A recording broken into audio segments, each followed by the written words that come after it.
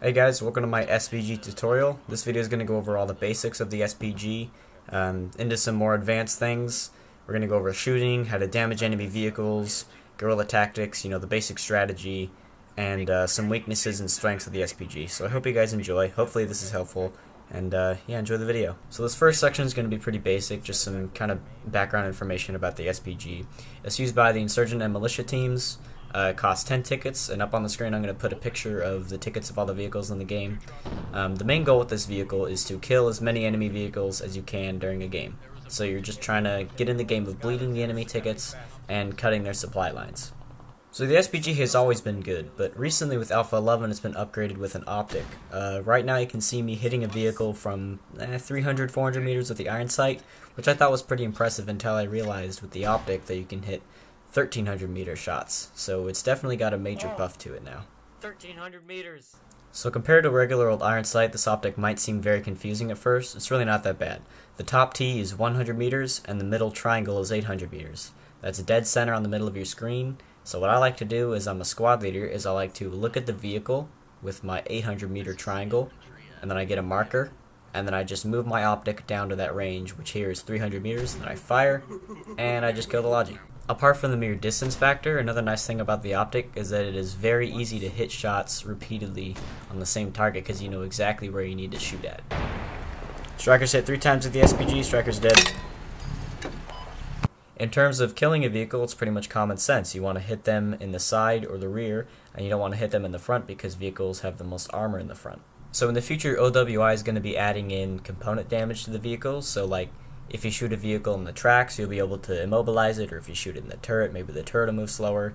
So those are things to look out for in the future if you're playing after V11. So you might be asking yourself, okay, so I can hit the vehicles, but just how much damage am I going to do to them?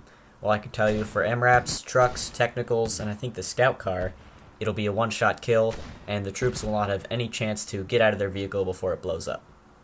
Alright, so that's great news, right? Like every single time you see a truck, you just shoot it once, and it'll blow up instantly. However, you will be fighting APCs and IFVs. The good news about APCs is that one shot to the back will kill it instantly as well. That's again, one shot to the back of an APC will kill it. Strikers, BTRs, MTLBs, one shot to the back and it'll die instantly.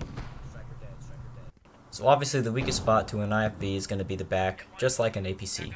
However, the bad news is that they will not die instantly from getting shot in the back. You'll have to shoot them 2 or 3 times depending on what kind of IFV it is. Dead! Fucking run! Now if you put 2 and 2 together, you found out that you cannot engage vehicles head on if you want to hit them in the side. That's just straight up not going to work. They will laugh at you and then they will murder you. Not great. So obviously you don't want to engage enemies in the front. That's very bad. They'll see exactly where you are. You don't want to engage them at close range either because they'll know where you are. So the best thing to do is to stay at very, very long distance.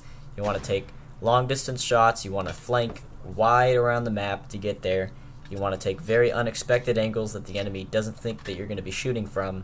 And that's the best way that you're going to catch the enemy vehicles off guard. BTR is dead. Now in this example, I one-man a SPG and I fight a Bradley and I end up killing the Bradley because I used guerrilla tactics. As soon as I realized that I had to reload, I backed up into cover. As soon as I saw the Bradley saw me and there was people outside of it looking at me, I kept the SPG into cover. I didn't peek the SPG back out and try again. Instead, I got in the SPG and I drove it up the river. Fucking rocks! And I find a nice spot to hit the Bradley, a spot that he didn't expect me to shoot from that was very far away. And I get my ranging, I look at my optic, and I take the shot. Oh, I hit it again. Get fucked. So obviously, if I tried to shoot 3 SPG shots in a row, that wouldn't have worked out. He would have just turned around his turret and shot me and murdered me. So that's why you want to have these wide flanks, unexpected angles. You want to use the map to your advantage. You don't want to just go gung-ho straight up at the enemy. Try to be sneaky and catch the enemy off guard as much as you can.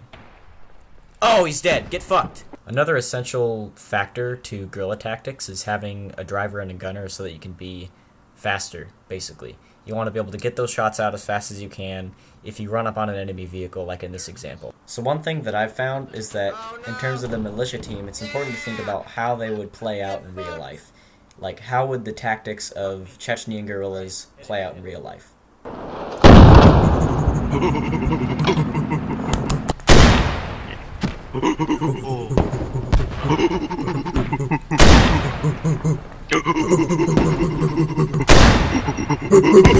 I think 3-0.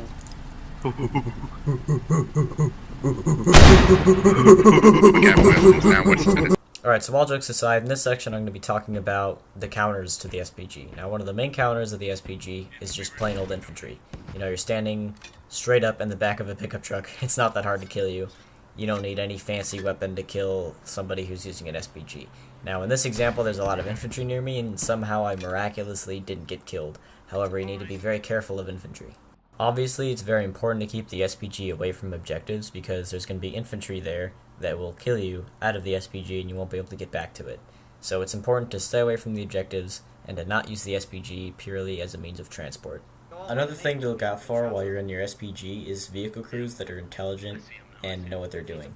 Like, if you shoot a Bradley and he turns his front armor towards you and then he starts scanning the horizon, that's what he should be doing. That's how he's going to stay alive. He's going to kill you because you're only in a pickup truck. In this example, I'm in a Dishka techie, and this striker totally did not know what he was doing. He just stayed there and let us murder him. So that's just something to look out for. Sometimes people will really surprise you with how careful they are. All in all, I think the SPG is very important, and I think people don't use it correctly most of the time, but when it's used correctly, and you're killing a lot of vehicles over the course of a game, killing the Logis, killing the MRAPs that are there to reinforce the lines and, you know, build fobs, it can really turn the tide of a game. If you're using the correct tactics with it, and you're thinking about what you're doing. Bradley dead! Bradley dead! If you guys found this tutorial useful, I'm going to be making another one about the scout car. So that's going to be out soon. Stay tuned for that, and I'll see you guys in the next one. Yep. Oh, yeah! That did it!